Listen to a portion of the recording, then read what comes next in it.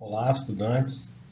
Eu estou aqui para gravar a nossa primeira videoaula da disciplina de Políticas Públicas em Educação Física, Esporte, Lazer e Saúde, ministrada no âmbito da Universidade Aberta do Brasil, pela Universidade de Brasília, dentro do curso de Educação Física.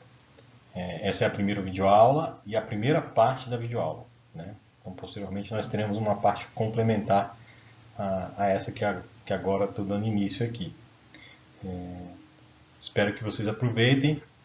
A ideia dessa videoaula é aprofundar os conhecimentos já trabalhados no nosso primeiro encontro virtual e cuja temática diz respeito à temática central da unidade 1, que é a discussão conceitual sobre políticas públicas, tentando responder aquela nossa pergunta problematizadora, que é o que são ou o que é política pública, para depois, passado por esse momento, a gente trazer uma relação da discussão mais conceitual e teórica sobre política pública para um setor específico, que é o setor de estudo dessa disciplina, que é o setor esportivo de lazer.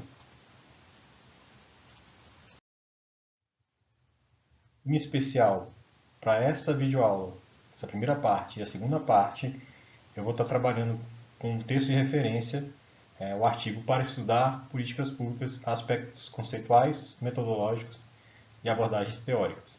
Artigo esse disponível no nosso ambiente virtual de aprendizagem. O texto começa falando um pouco sobre a origem, né, a questão histórica da política pública, como surge o campo, né, de estudo denominado política pública. E basicamente você vai ter duas origens, uma situada no âmbito dos Estados Unidos, dentro da ciência política, com uma perspectiva bem, eu diria, bastante pragmática e preocupada em tentar entender e estudar a ação dos governos, buscando a partir desse estudo construir uma orientação à solução de problemas, uma orientação mais eficiente, uma orientação mais eficaz à solução de problemas. Seria um pouco a ideia de você estudar tudo aquilo que o governo faz, tentar identificar boas práticas e reproduzi-las.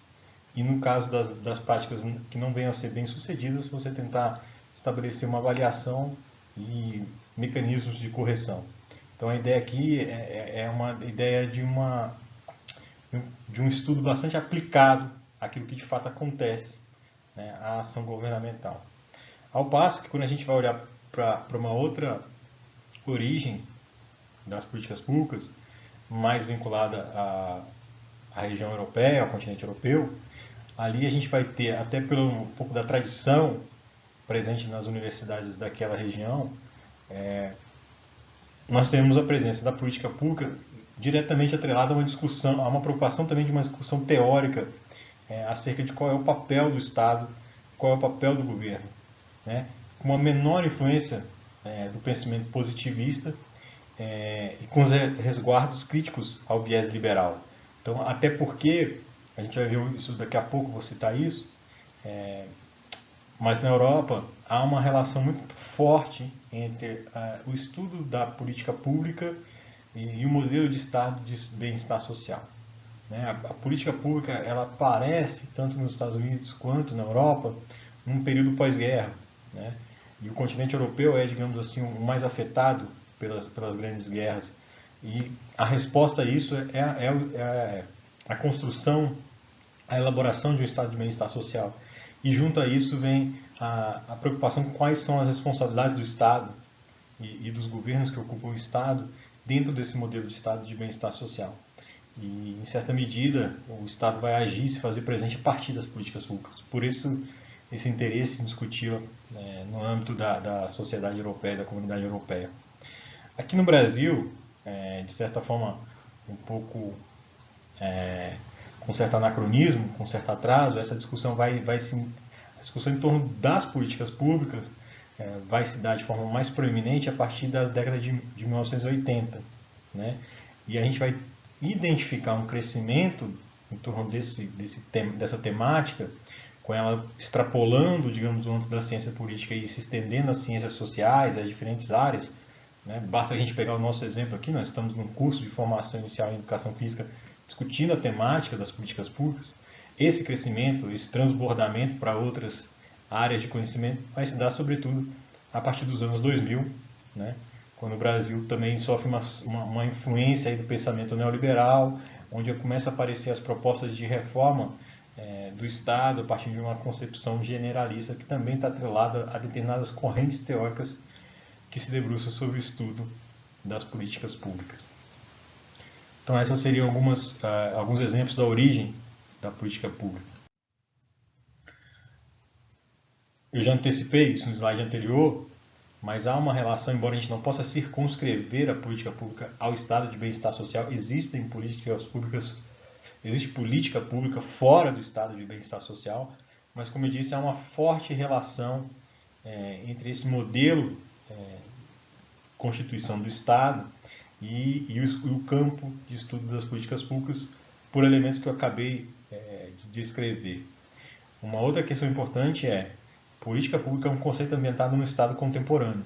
Então não é possível a gente buscar identificar a política pública em outras formações sociais ou em estados mais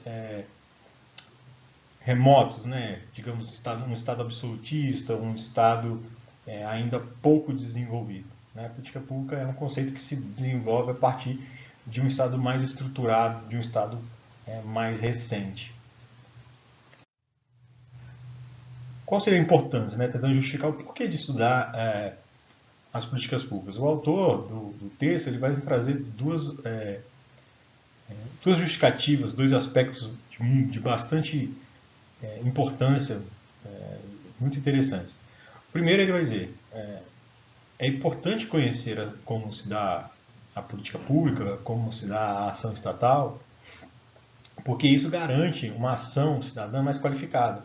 Então, quanto mais eu conheço o que é uma política pública, como se avalia uma política pública, como se identifica tipos diferentes de política pública, a produção teórica sobre políticas públicas, melhor eu posso entender o funcionamento do Estado e isso qualifica a minha participação cidadã, qualifica o meu controle democrático acerca das ações estatais. Então, quanto mais eu me qualifico em termos de conhecimento acerca das políticas públicas, melhor eu posso exercer esse papel de cidadão de cobrar ou de acompanhar a ação estatal. Então, isso me parece um aspecto de bastante importância em relação para justificar a importância, desculpa a redundância aqui, do estudo das políticas públicas. O segundo aspecto destacado pelo autor tem a ver com compreender a complexidade e a particularidade da gestão pública. Né? Nós, ao nos remetermos à política pública, normalmente nos remetemos à ação do Estado, normalmente nos remetemos à ação governamental, e isso se dá numa determinada esfera de gestão, que é a gestão pública. E a gestão pública tem as suas particularidades, que a diferenciam de uma gestão empresarial, de uma gestão comercial, e é preciso compreender essas particularidades e essas especificidades, até para que a gente possa qualificar a nossa crítica à administração e à gestão pública. E sair daqueles lugares comuns que normalmente remetem à gestão pública, a uma gestão burocratizada, a uma gestão corrupta.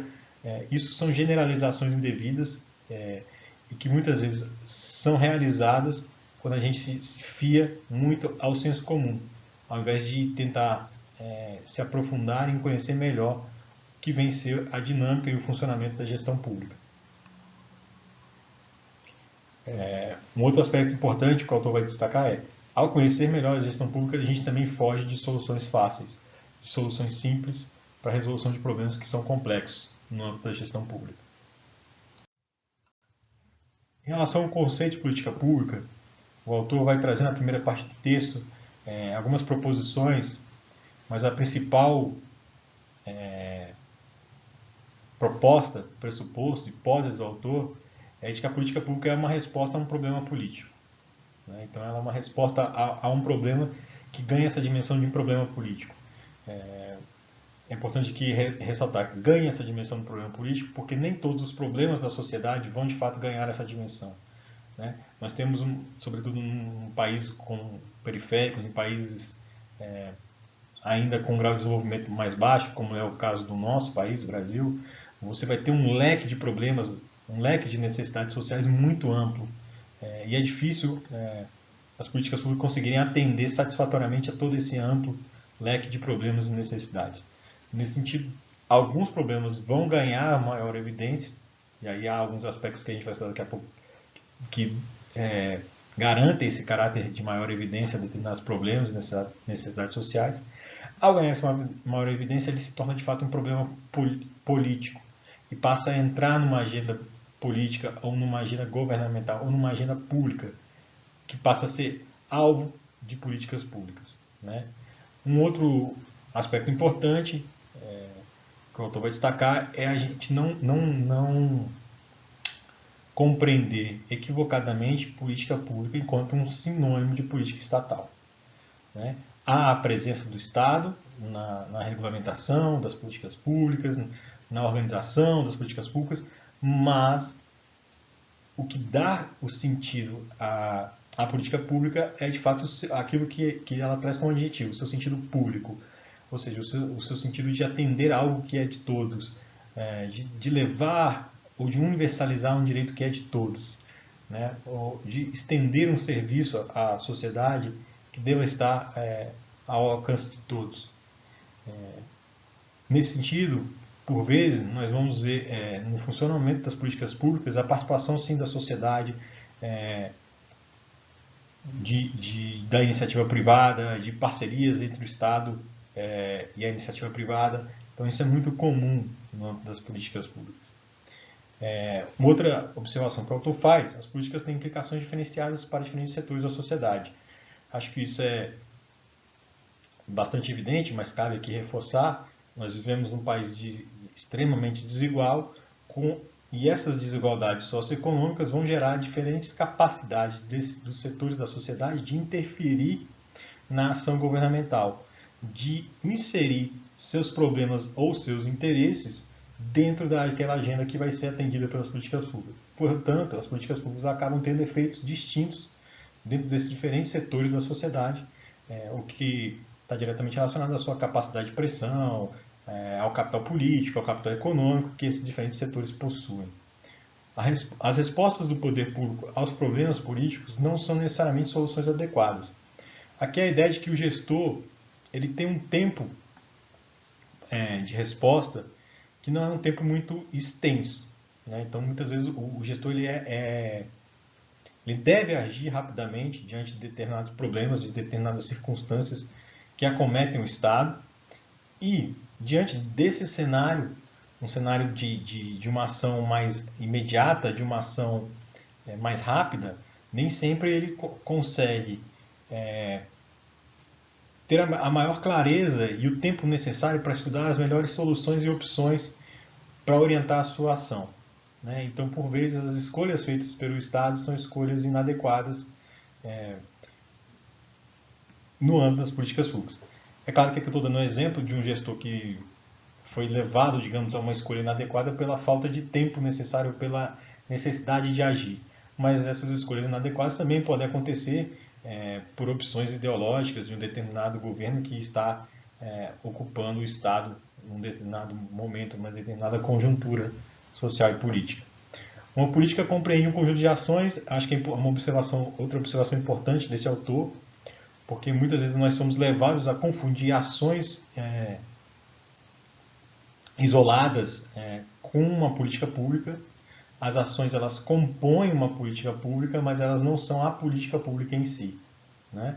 Elas fazem parte daquilo que vem, daqui a pouco a gente vai ver isso melhor, de uma estrutura organizativa, de uma estrutura de planejamento para a execução e consubstanciação de uma política pública. Nesse sentido, tentando unificar todas essas observações e conceitos que o autor destaca, ele traz para a gente uma proposta de conceituação que é a seguinte: política pública é o conjunto de decisões e ações adotadas por órgãos públicos e organizadas da sociedade intencionalmente, coerentes entre si, que sob coordenação destinam-se a enfrentar um problema político. Tá? Então, esse é um conceito que o autor traz como uma espécie de síntese de todas as discussões e conceitos anteriores que eu destaquei aqui. Por fim, como eu acabei de falar com vocês, é preciso diferenciar os elementos constitutivos de uma política pública e essa diferenciação passa pelo nível de abrangência né, desses elementos de planejamento. Então, a política, digamos, ela é a diretriz maior, é a orientação política, né? Essa diretriz mais ampla, ela tem que estar, ela normalmente se traduz numa diretriz mais estratégica e determinada com uma determinação temporal dentro de um plano, né? E esse plano passa a se consubstanciar a partir de elementos mais básicos, que também vão estabelecer estratégias, diretrizes, ações, metas, prazos, indicadores. E aí nós temos três tipos. O mais abrangente são os programas. Dentro dos programas nós podemos ter projetos que compõem esse programa. E ainda fazendo com que essas ações, diretrizes, metas se materializem, nós temos as ações. As ações são aquele, digamos, o elo final de uma política pública que leva determinado serviço à comunidade, ao público-alvo atendido por essa política pública. Então, isso aqui é um modelo ideal, tá, gente? A gente está falando aqui como modelo ideal, nem sempre você consegue identificar numa política pública todos esses elementos. E não necessariamente todos os elementos precisam estar lá para que a gente chegue a caracterizar algo como uma política pública. Mas o ideal é que você tenha todas essas etapas de planejamento, né, chegando à ação final, que aí sim é um atendimento ao cidadão por meio de uma determinada política pública. Eu encerro essa primeira videoaula, a primeira parte dessa primeira videoaula por aqui, e dou continuidade daqui a pouco, né, na parte 2, ainda abordando esse texto de referência.